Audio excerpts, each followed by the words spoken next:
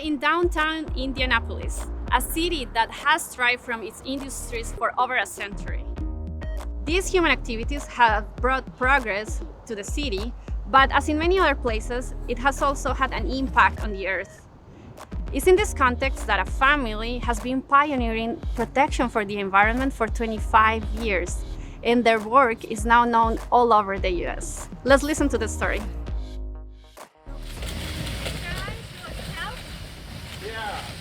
John and I met when we were in college at Purdue. We both lived not that far from West Lafayette. We met there because we were both playing music at the same church and got to know each other through that.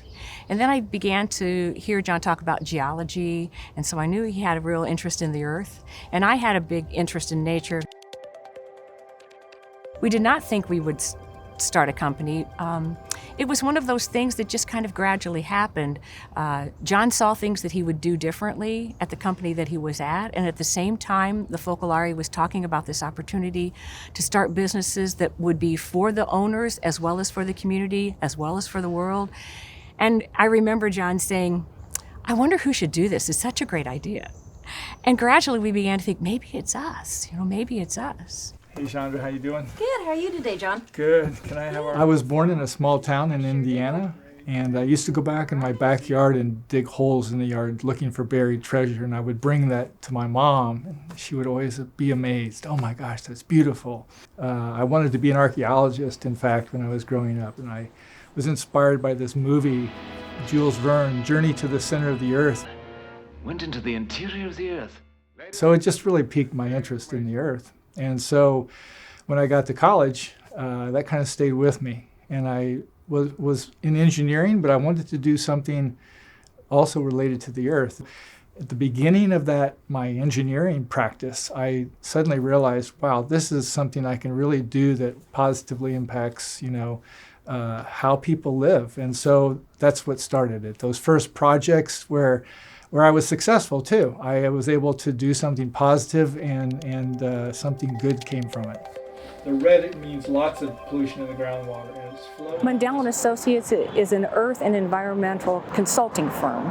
And so we assist others, our clients, in cleaning up the earth, hazardous waste primarily through the groundwater. We have a role in cleaning up Indianapolis in this way. The company started working only in Indiana, but then they started doing projects in different parts of the US and even overseas. So far, they have done more than 1,000 projects. Well, we're at the Indianapolis Canal. It's on the north side of downtown Indianapolis. And part of our work started 20 years ago with an environmental project just north of the canal where we found contaminated groundwater. Old chemicals that were spilled by old industry. So part of our work is a cleanup project using something called air stripping and taking the chemicals out of the water and then placing them back in the canal. And now what we've got very clean water now that we are very absolutely convinced is safe, that's good for people, good for wildlife, and it helps create this atmosphere around this canal that is one of beauty and safety.